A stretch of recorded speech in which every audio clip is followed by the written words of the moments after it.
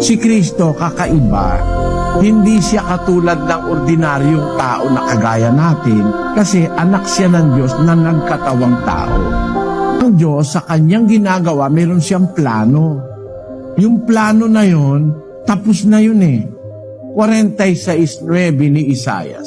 Inyong alalahanin ang mga dating bagay ng una, sapagkat ako'y Diyos at walang iba liban sa akin. Ako'y Diyos at walang gaya ko, na nagpapahayag ng wakas mula sa pasimula at mula ng mga unang panahon ng mga bagay na hindi pa nangyayari, na nagsasabi, ang payo ko ay mananayo at gagawin ko ang aking buong kaligayahan. Ang Diyos ay walang kapareho.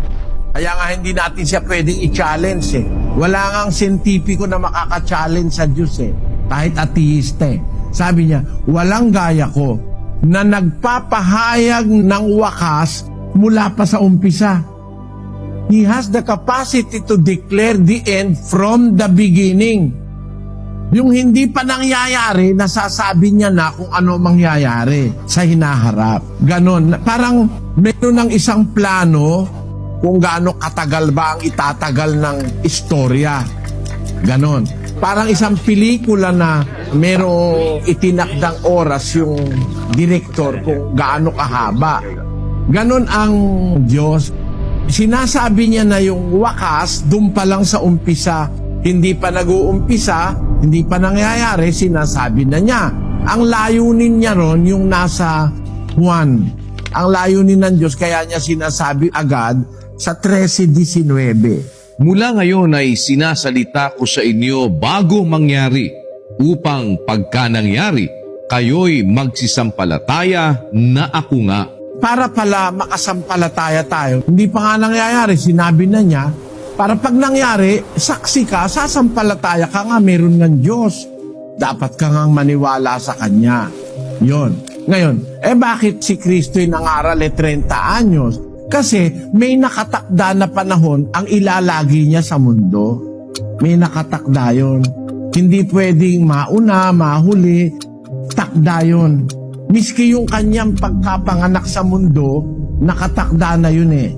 Basahin natin ang 4:4 ng Galacia, kapatid na Daniel. Datapwat nang dumating ang kapanahunan, ay sinugo ng Diyos ang kanyang anak, na ipinanganak ng isang babae, na ipinanganak sa ilalim ng kautusan. Nung dumating yung kapanahunan, sinugo ng Diyos yung kanyang anak. Kaya, noong mag-umpisang mangaral si Kristo, doon siya inutusan ng Diyos na mangaral na 30 anyos. Ang Diyos ang nagtatakda nung panahon na yon. Basahin natin ang Gawa 1:7.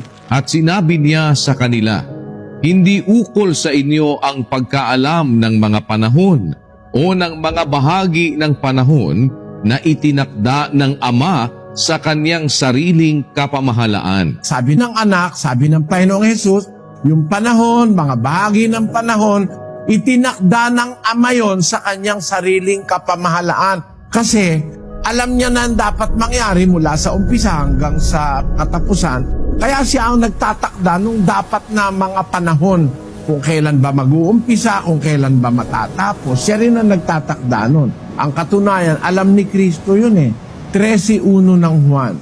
Bago nga magpista ng Paskwa, sa pagkaalam ni Jesus na dumating na ang kanyang oras ng paglipat niya mula sa sanglibutang ito hanggang sa Ama, sa pagkaibig sa mga kanya na nangasa sanglibutan, ay inibig niya sila hanggang sa katapusan. Yun. Sabi ng Biblia, nung bago dumating yung Paskwa ng mga Hudyo dun sa panahon na yon, pagkaalam ni Jesus na dumating na ang kanyang oras ng paglipat niya mula sa sanlibutang ito hanggang sa Ama. So meron siyang time frame na sinusunod eh. Nag-umpisa siya ng 30 years, tapos nangaral siya ng mga 3.5 years. Alam niya yung end ng kanyang ministry eh. Nung maghapunan sila ng mga apostol, yung tinatawag na Last Supper, yun na mismo yung alam ni Jesus na tiempo na tapos na ang kanyang ministeryo. Kaya yun nakatakda ng lahat. Kailan siya mag-uumpisa, kailan matatapos.